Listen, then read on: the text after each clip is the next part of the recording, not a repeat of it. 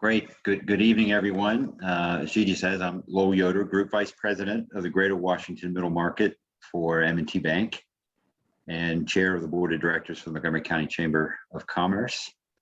And it's my real honor to introduce and welcome U.S. Senator Chris Van Hollen as our guest speaker for today's meeting of the Board of Directors. Senator Van Hollen has served the people of Maryland and Montgomery County for 30 years. He was first elected to the Maryland House of Delegates in 1991, and then the Senate of Maryland in 1995. In 2003, he was elected to the U.S. House of Representatives representing District 8. In 2016, he was elected to serve in the U.S. Senate.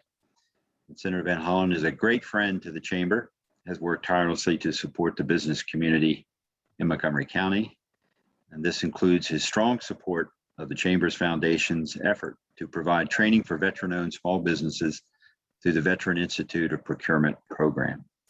Most recently, he served as Honorary Procurement Conference Chair for our 2020 GovConNet Virtual Pathway to Growth Procurement Conference. Today, Senator Van Hollen has graciously joined us to discuss some of the most important issues that he and the Congress are currently facing, and there are many. They include COVID relief, the Build Back Better agenda, infrastructure investment, and the fiscal year 22 budget, among other things. Without further ado, it's my pleasure to introduce a good friend to Montgomery County Chamber of Commerce, Senator Chris Van Hollen. Well, thank you, Chairman Yoder. Thank you for that introduction. Most of all, thank you for your leadership and other members of the board.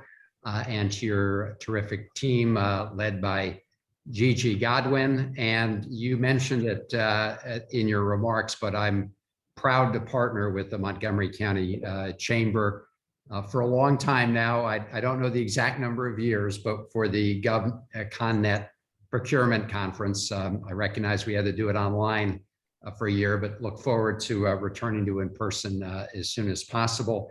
And thank you for mentioning the Veterans Institute for Procurement. And I see Barbara Ash is with us as well. And thank Barbara, Gigi, and the entire team for that initiative and all the members of the board who were part of the launch many years ago, and those who continue to support and sustain it. Thank you very much for that. I know that the Secretary of Veterans Affairs, Dennis McDonough, met some of the folks at the current class of VIP recently, because I was with them a little earlier in the day at one of our community-based outpatient clinics for veterans that many of us worked hard to have located in Gaithersburg many years ago. And I had to get back to the Hill for Hill business, but I know he went on to meet with the folks at VIP. So as you mentioned, Lowell, we've got a big range of issues, and I really want to leave time for questions. So let me just start by thanking all of you at the Chamber because we've been through a very tough, 17 months now, more than that, in the country, fighting COVID-19, both fighting the health impacts as well as dealing with the economic fallout from COVID-19. And as you know, businesses in Montgomery County, you've been on the front lines of trying to make sure that our economy makes it through. And the good news is we are emerging, and the most recent numbers in terms of jobs and employment in Maryland were a bright spot. Obviously, we want to continue on that upward trajectory. Obviously, you know, part of that was making sure during the last 18 months that we provided businesses from small businesses to middle-sized businesses to some big businesses like the airlines with the wherewithal to help weather the storm.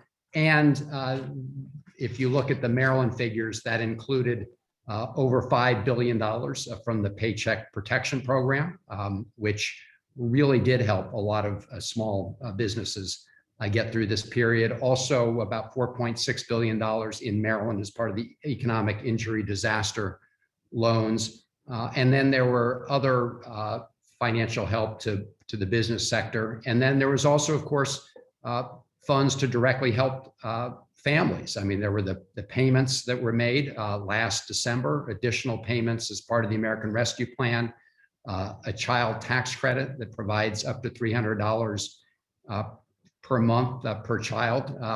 It's going to benefit tens of millions of kids around the country, and many other things, direct support to Montgomery County government, Montgomery County school system, as well as others, including, of course, in this area, WMATA. Obviously, WMATA was hard hit. Nobody was taking the Metro.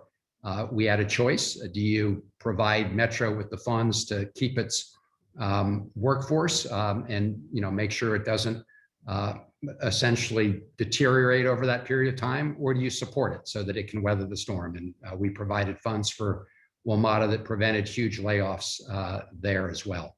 So across the board, whether it was Montgomery College, Montgomery schools, the business community, we provided those funds, but those funds could only be put to use to the extent that there were people out there and businesses out there that were determined to keep going, and you were. And so I just want to salute all of you, because whether it was in these very tough times or in better times, you've been the engine of economic growth and job growth in our county, in our state, and across the country. That's true, of course, of our business community. So thank you. As we head into this current period, we're focused on two things. Well, more than that, but let me just separate this into two big categories. One category is the Biden Build Back Better agenda, with the emphasis on better. And that includes two major components. One component is the bipartisan infrastructure bill, which has passed the Senate, and which includes very important investments to both repair and renovate much of our infrastructure, and to expand and build 21st century infrastructure. So it includes everything from funds to help repair our roads and bridges, to funds to expand transit, to funds to build out a universal internet, high-speed internet broadband system. We made some important down payments on that during this 18-month period when everybody recognized just how essential being connected is, as we are right now. But we need to make sure that every business, every household in the country has access to high-speed internet connection. So that's one example of what is in that bipartisan infrastructure bill, among other things. Also very important investments in our railroads like Amtrak, as well as our ports like the Port of Baltimore, BWI, Thurgood Marshall, and other important investments. So that's a very important piece of it.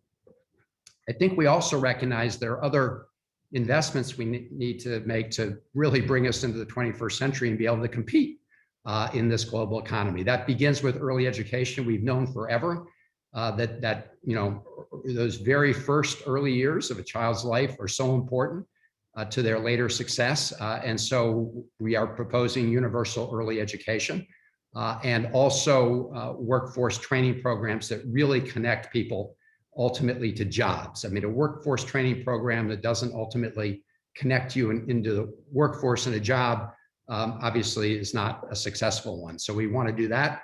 That includes also that first 2 years of community college being free and accessible to everybody. And community colleges, as you know, play an essential role in creating that pipeline. And I should say that shouldn't be a partisan issue. The first county in the state of Maryland to provide for universal free access to community college was Garrett County, our westernmost county in the state of Maryland. To me, this is 21st century common sense to make sure that we provide those educational workforce training opportunities to everybody. It shouldn't matter, whether or not you have a family pocketbook in order to be able to get that education. And childcare, we've all, this was true before the pandemic, but we all know a big issue in getting more people back into the workforce. And, let's face it, women are disproportionately impacted by this, is the need for accessible, secure, quality, affordable childcare. And so that is also part of our proposal going forward. And then dealing with climate change. Look, this is obviously upon us in a big way. The harm and costs are rising by the day, but there's also a huge opportunity when it comes to clean energy and energy efficiency.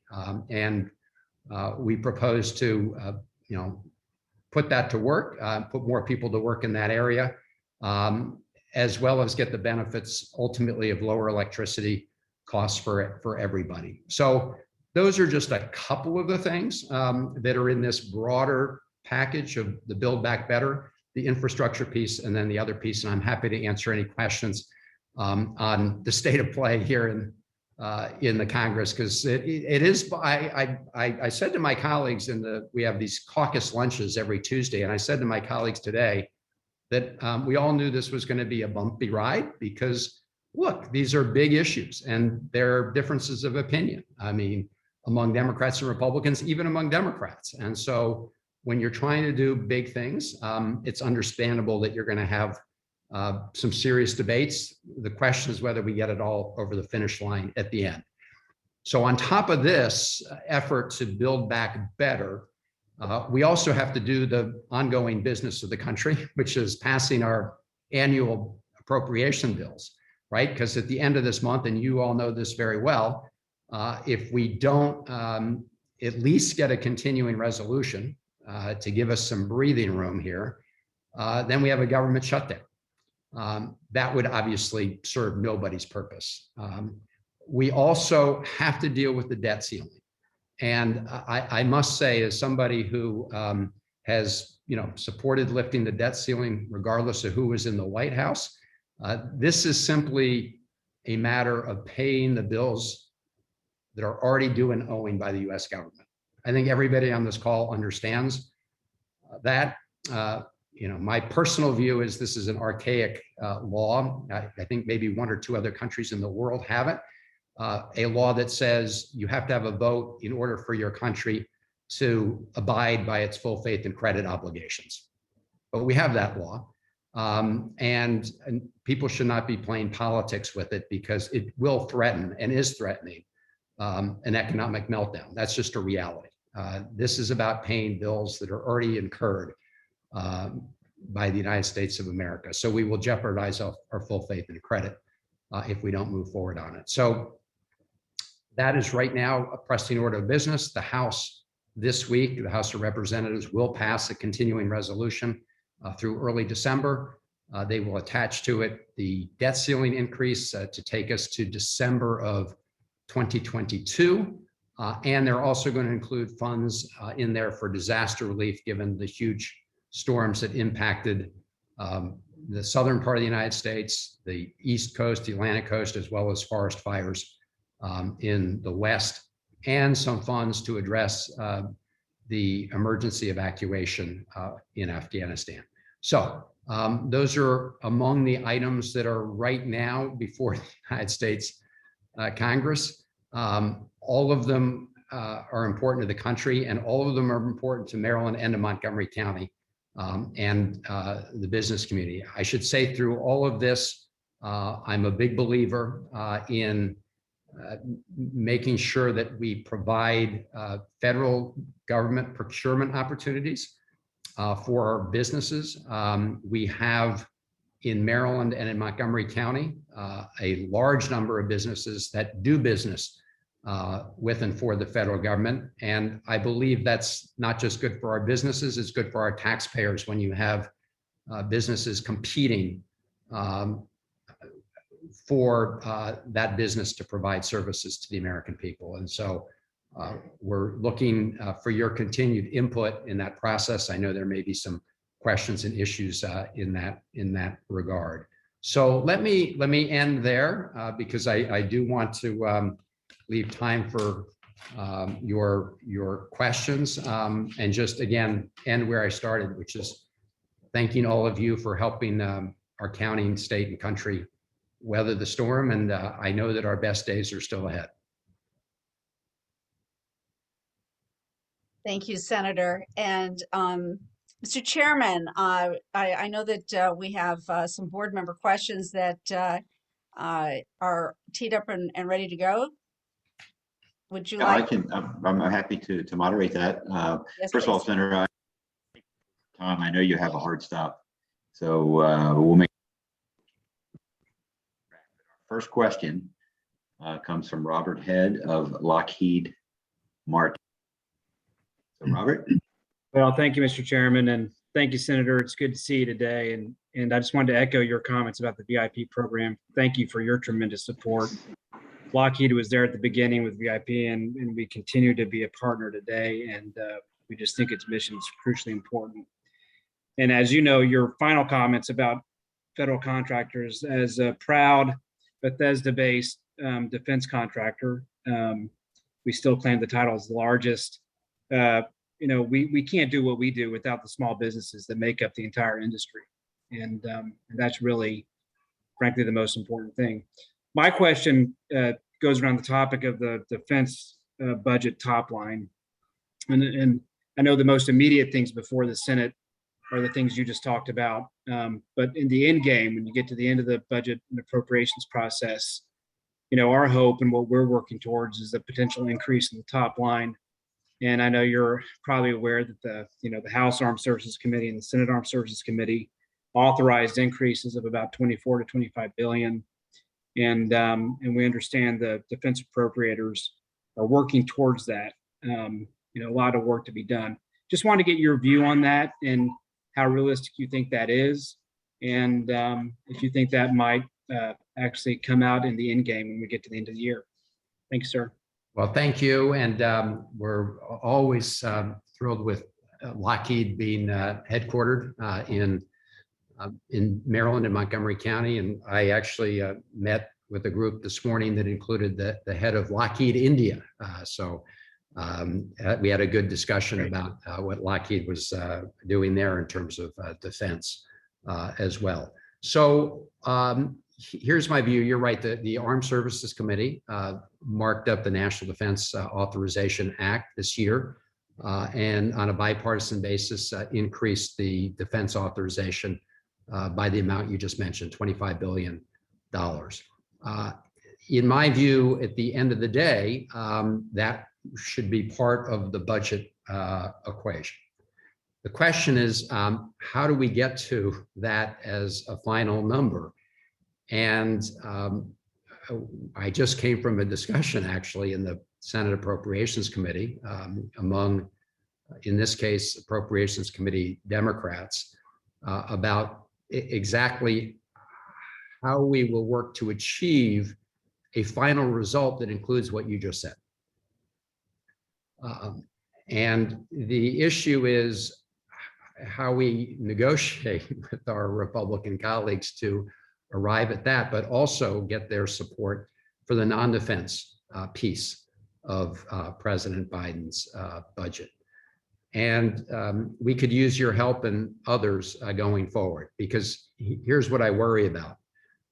There are a lot of people here in the Senate who actually would prefer to see not just a continuing resolution through early December, but a continuing resolution for the whole year. Throwing out all the work of the appropriations committees, both in defense and non-defense. And when I say the work of the committees, it's not, that we have a stake in the outcome as individuals. These are the results of feedback from you and others around the country as to the priorities for the coming year. And simply putting all of this coming fiscal year, starting October 1 on automatic pilot, doesn't serve the country's interests. And it doesn't serve interests in defense either, as you know. That included some OCO money, but anyway, I'm not going to get, I think the details of the budget. But the bottom line answer to your question is, I support a final budget product that incorporates what you just asked, what you just said. Our challenge is, what's the best way to get from here, where we are today, to a full year budget that would take us from the end of a short-term continuing resolution with, starting in early December through the remainder of this fiscal year. So through the remainder of through September 2022. Well, thank you, Senator. Really appreciate that answer and the support. And obviously, we want to work to ensure that the CR is as short as possible, because you know how disruptive that is to the entire federal government and the federal infrastructure that supports it. So we'll definitely work with you all and work in a bipartisan way to try to get both sides to a common place. So just thank you for your leadership on that front. Get back to you, Mr. Chairman. Thank you. Thank you, Robert. Our next question comes from Ann Sullivan from Madison Services. Thank you, Senator, for all your work on federal procurement. You mentioned how important it is to Montgomery County, and the small business contractors depend on it. And our goal is to make sure that as many of them can compete. My question centers around category management, which was adopted in 2016. It was intended to increase efficiency and effectiveness in the buying process. But what's happened is there's been a big decrease in the small business participation. In fact, according to GAO, there was a decline of 16,000 small businesses in 3 short years of federal buying since category management went into place. And yet the Biden administration wants to double the awards to small businesses. So there's a conflict there. My question is, just as a member of the Senate Appropriations Committee, what's the possibility of reversing this trend of consolidating contracts, of category management type buying? And if so, how can it be achieved? Sure. Well, first of all, as you've said, I fully support your premise, which is that it's important that the federal government provide opportunities, contract opportunities to as broad a group as possible. And I share your concern about this particular issue resulting in this contract consolidation, right? So as you said, the overall dollar amount in awards to small businesses has gone up, but they've actually narrowed the universe of small businesses, right? So more dollars, but going to fewer small businesses without any, in my view, price benefit or quality benefit. So we are looking at this. I would welcome your input on specific ways to address this. I guess one way would be just to try to reverse the policy. But I look forward, and I'll have, first of all, Joan Kleinman is with us. She has been our terrific state director for years, ever since I was in the Senate. Before that, in the House, was our congressional district director. I'm going to have her follow up directly with you to get some specific ideas about what we can do. As you know, there's the appropriations process, and then there's the small business authorization process. There's some limit to what we can do in appropriations in terms of changing the law or changing policy, but there are times when we can do it. So why don't I have Joan follow up with you to get some specific ideas? Well, thank you. I know it's really important to a lot of our contractors that are on this call. Yes, I always have ideas, so I look forward to speaking with Joan. Thank you. Thank you, Ann. Next question comes from Anise Cody from Holy Cross Health Network. Hi, Senator. Thank you so much for joining us today. I wanted to pull up from specific legislative questions and get a chance to get a little window into your mind and from where you sit, how you view the future of our country. And specifically, what I was wondering is, from your perspective, what do you see as the most significant threat to our country today?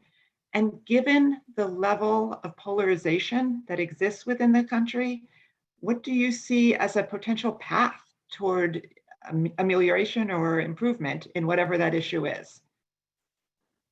Well, it's good to see, great to see you. I mean, this is a very big question.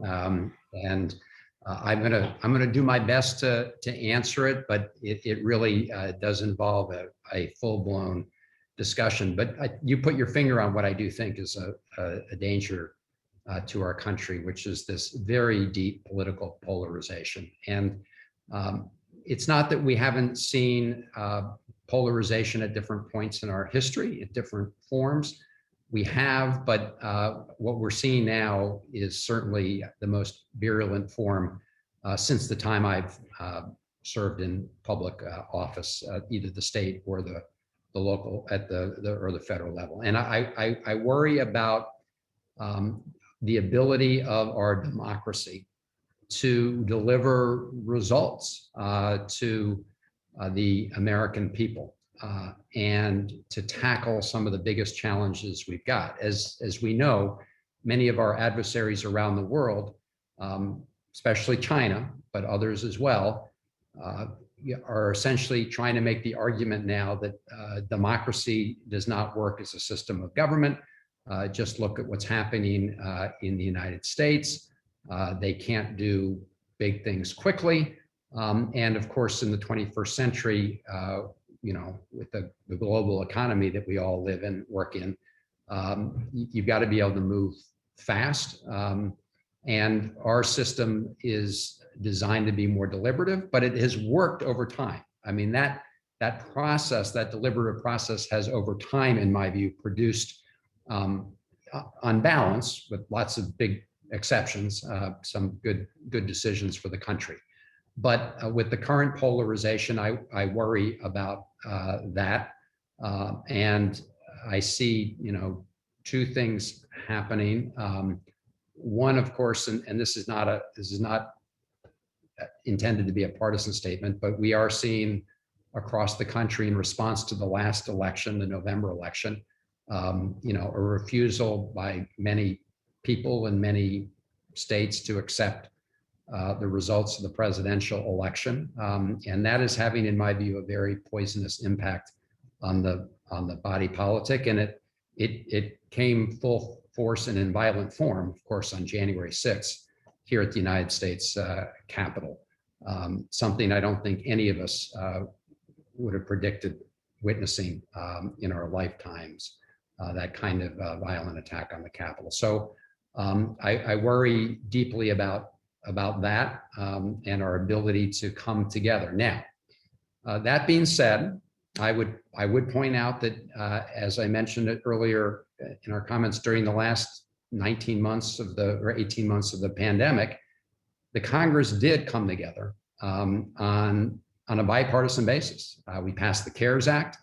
We passed a number of emergency relief efforts. We passed a big bill in December that did provide everything from the Paycheck Protection Program to other important relief, both on the health side as well as to deal with the economy. We got that done. We did also pass in the Senate a bipartisan infrastructure bill recently. And we also passed a bill that didn't get a lot of attention here, which was to strengthen American competitiveness in the world and deal with the challenge of China and others. It was a pretty big undertaking. It's now in the House of Representatives. So I do think we still have the capacity to come together to do big things, but simply responding to emergency is important. But I do think that our country right now is facing some of these really big foundational questions. Modernizing our infrastructure, which became a running joke over the last 4 even longer years, 6 years, about how this was infrastructure week, and we never did anything about it. Comprehensive immigration reform, right, where we really resolve this issue in the interest of the country with strong border security, but also comprehensive immigration reform. Some of these very big issues for the future of our country are right now mired in gridlock, including procedural gridlock in the United States Senate. And, we can have a whole nother conversation about the filibuster, but in my view, The majorities in the House and the Senate need to be able to work their will. Elections are the final sort of measure of accountability in our system. We already have a separation of powers system in our Constitution. We're not a parliamentary system, right, where whoever wins the majority is also the executive branch. We have separation of powers and shared powers, and that is by itself, in my view, a mechanism to provide checks and balances. And I don't believe we should be mounting other artificial checks and balances. This is a long answer, but it was a very big question. I did not answer the question in terms of where do we go from here. I do not have a good answer to that. We are now getting our information as a country through stovepipes, and stovepipes that tend to reinforce, the views people already have, whether it's people who just turn into certain cable networks, right? Whether it's Fox, MSNBC, CNN, algorithms, social media that tend to reinforce people's already existing views. So it's very hard to have a conversation where people from all different perspectives come together in a genuine conversation. I try to do it in Maryland. I try to go to all parts of the state, obviously been slowed down by the pandemic, and try to get people with different views into the room. That can even be difficult sometimes. But we've got to get back to having a national conversation, state conversations, respecting people's differences, but with the view that we've got to come together for the good of our country. So again, I apologize for the long answer, but it is a fundamental question. And if we don't address this, I do believe our democracy will be weakened, and that the enemies of democracy around the world will strengthen over time. Thank you. It was a long question, a big question. So I appreciate your thoughtfulness on that. Thank you. Yeah, and I think, just confirmation bias with the way the world works today, it just redoubles on itself over and over. And I can tell by your face, it's a weighty question for you. Next question comes from Ben Wu from the Montgomery County Economic Development Corporation. And I think Gigi may have a question in there as well, but Ben, please. Well, thank you, Lowell. And Senator, thanks again for the leadership you've shown in supporting Montgomery County, Maryland, and the country. I also want to thank Gigi for inviting me to join your conversation today with the Chamber Board. Gigi knows of the close engagement that we've had with you and your staff on a number of federal funding initiatives. So she asked me to help tee up a conversation with you on the topic. First, I wanted to let everyone know that we've been working with the Senator on several important local, regional, and national initiatives. From your perch on the Appropriations Committee, Chris, you've been a champion in supporting our efforts to create a clean tech hub in downtown Silver Spring in conjunction with NOAA. And we're also looking to create a global pandemic preparedness and biodefense center in Montgomery County through a regional effort with Connected DMV. And this center is initially locating at USP in Rockville. And we're also partnering with our regional peers to create a quantum innovation cluster in the greater Washington area, and we'll be submitting a regional application to the Commerce EEA Build Back Better grant program.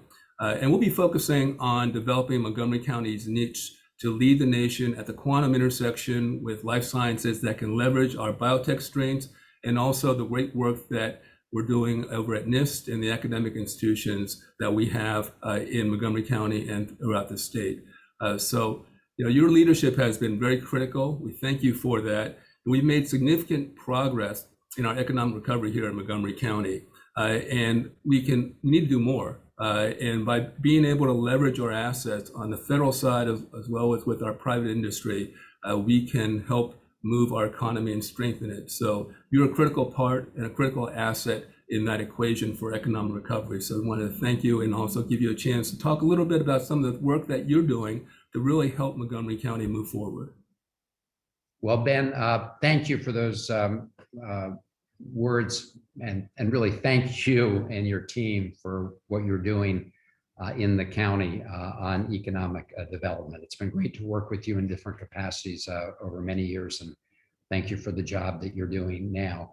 And you hit on some of those key areas where we really have a great opportunity in Montgomery County in the state of Maryland to continue to be at the cutting edge and lead. So biotechnology is clearly an area where we have great, a great workforce, great entrepreneurs, and of course, great federal assets in things like the National Institutes of Health and FDA. Both have their home, of course, in Montgomery County. And those budgets are going to be growing in the years to come. The House passed a very healthy increase in the NIH budget. I expect the Senate to follow suit. And you also, mentioned the efforts to put together a strategy and organization to fight future pandemics. Look forward to working with you on that. As you know, President Biden has also talked about creating an ARPA-H. So we know about the Defense Advanced Research Projects Agency, DARPA. The idea the president has is to create an entity that can sort of move more quickly, seize on very important research, especially in maybe key areas of healthcare, whether it's Alzheimer's, cancer, diabetes, or responding to pandemics. We're working very hard to make sure that is to try to make sure that that's located within Maryland in Montgomery County. So it's at least close, if not on the campus of NIH, then close by. And so you also mentioned the quantum efforts. For those of you who don't know, and you probably all do, but NIST is obviously a key player in our national quantum computing strategy. And the University of Maryland, College Park, has been really at the cutting edge of quantum computing and has already spun off a startup company. So Montgomery County, I think, is in a very good position to take advantage of all these new areas and AI you mentioned.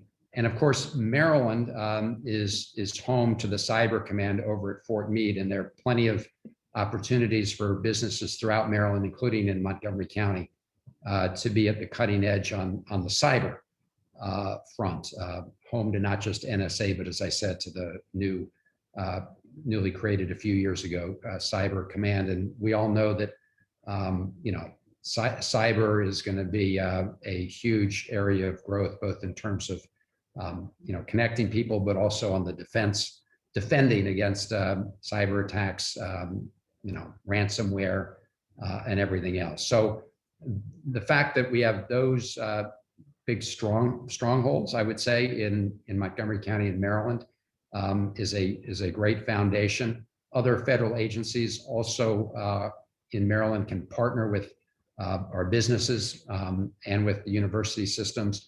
So it's a very exciting time. And I thank you for your efforts. And of course, part of that also means having the infrastructure to support all those efforts. And if I mentioned the bipartisan infrastructure bill earlier, but that should help also provide that sort of help the backbone of our economy into the 21st, in the remainder of the 21st century. So I may have left something out, but again, I think that we've got lots of opportunities in efforts that are being undertaken here in Congress at the federal level to support your efforts and those of the county and the business community throughout our state.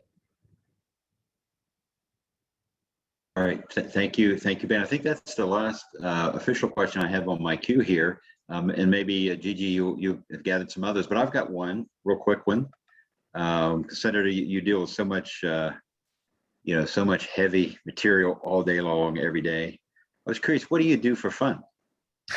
So I love the outdoors. So our family, whenever we can, gets away and goes hiking, camping, and fishing. That and biking, although I do need an upgrade on my bicycle. But it is, as you say, and I think all of us, all of us live sort of very crazy, busy lives, but it is really important to try to get out and get some fresh air from time to time. So those are some of the things our family does. Outdoor, a lot of outdoor activities. But so if any of you have some, we've done a lot of the great hikes in Maryland, but if you have any suggestions, please let us know. And the last thing I will say here is, representing, obviously great to represent the 8th Congressional District. Representing the whole state, you really do get a chance to see the great diversity of our state, both the geographic diversity, the demographic diversity. And you probably know, but we do call ourselves America in miniature. And it really is true.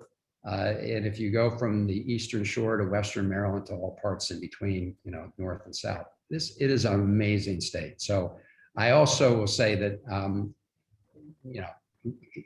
not in my, obviously I travel different parts of the state in my official capacity, but I also try to go incognito from time to time, different parts of the state as a family. And I've actually got behind me a photograph of the Blackwater Wildlife Refuge, which is in Dorchester County on the Eastern Shore. And it's, that's just one of many places that you can get away and go biking and have a little downtime. So I recommend that to anybody who hasn't been there.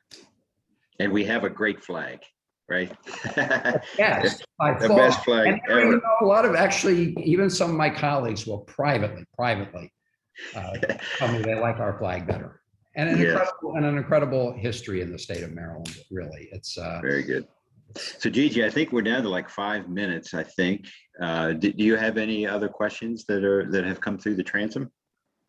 I haven't received any other questions, but we always ask, there are all the things that we want you to help us with, but how can we help you?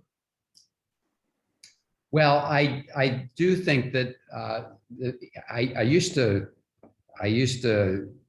joke when I was in the House representing the 8th Congressional District that the 8th Congressional District was the hardest district in the country to represent, because there were always people, neighbors, folks around the block who would always know a lot more about something happening in the federal government than you did, because they either worked at that position in the federal government or they were in a business that directly interacted with them. So now that I represent the state of Maryland, it's true, it's the toughest state, maybe Virginia, Maryland, and obviously the District of Columbia as well. But I do think, Gigi, input on these issues. We mentioned the contracting issue for small business. That kind of feedback, the whole purpose is to have a feedback loop and try and make things better. The other thing I would just say is, as part of this larger issue for all of us as Americans, to just take our responsibilities of citizenship seriously. I know all of you do, but to try to have a conversation in this country that addresses the hard issues, but does it in a civil way. I know everybody here already does that. So I don't, I'm sort of asking you to help me answer that big question that was asked, and anything we can do as individuals to overcome that particular challenge would be welcome. Senator, I'm originally from Western Maryland in Garrett County. I have lots of family out there. So if you need a place to hike or need some help in that regard, let me know. Thank you. I'm grateful for that. Yeah, that's a beautiful country out there and great trails, as you know. And so thank you for that. I will keep that in mind. So please, So John. Please. As a Yes. major, yes, thank you, Mr. Chairman. And, and Senator, as a major supporter of VIP, I just want to make sure that, our national director, Barbara Ash, gets a chance, bite at the apple while we still have you. Go for it, Barbara. Oh, well, Chris, so good to see you. And was recently telling the story with with Rhett Jepson, who is now at JP Morgan Chase, about his first meeting, the administrator in your office. So it seems so long ago, but that was so key. And so I agree with you, having conversations and offering solutions is the best way to move things forward. I just want to thank you for your continued support for not only VIP, but the veterans it serves, not only here in Montgomery County and Maryland, but nationwide. And so thank you so much from the very beginning for believing in what we, this vision, and for, the national reach that we so wanted to have to help every veteran. And now we have graduates from every state and territory. So, Well, thank you. I mean, really, the VIP program is an example of a good idea that actually, a vision that grew into reality because of the hard work and perseverance of people like you and members of the board. Because, as you all know, you could have a great idea, but it doesn't go anywhere without a lot of hard work. And this is an example. I remember when, first raised the idea, and I remember coming to some graduations, and the great news is they've grown and grown and grown. And what started locally has become a full-blown national program and model. So I do think it's an example of, what Montgomery County Chamber of Commerce has done, will continue to do in our community and for the country. And so I'm always thrilled to be, part of that, to be just a little part of that story. Oh. You all really, it was a great initiative launched by the chamber. And I'm glad to see it, in full blossom now. Yeah, great. Well, if you see Secretary Bignana again, you tell him we could use some help from the VA. I will do that. Actually, I did see him earlier that day. And so I talked to him about the Veterans Institute procurement, gave him a little bit of the history, so we will follow up. Just let me know what you want. We could use his help. Well, thank you, sir. Okay, you got follow up with me and Joan, okay, on what we need. Okay. Senator, I think you're in high demand, so I think you probably really need to move to your next endeavor. So thank you again. Thank you very much. You're a great supporter of the chamber and very much appreciated. So thank you. Well, thank you. And thank you all for what you're doing. Bye-bye. Thanks so much, Senator. And thanks everybody for joining us, members of the board, all of our guests. We're thrilled that you joined us this evening. And we look forward to seeing you at our next board meeting on October 27th. And with that, stay tuned. We'll be sending out a follow-up with a link to the recording so that you can watch it again. Thanks, everybody. Bye-bye. Thank you, Mr. Chairman.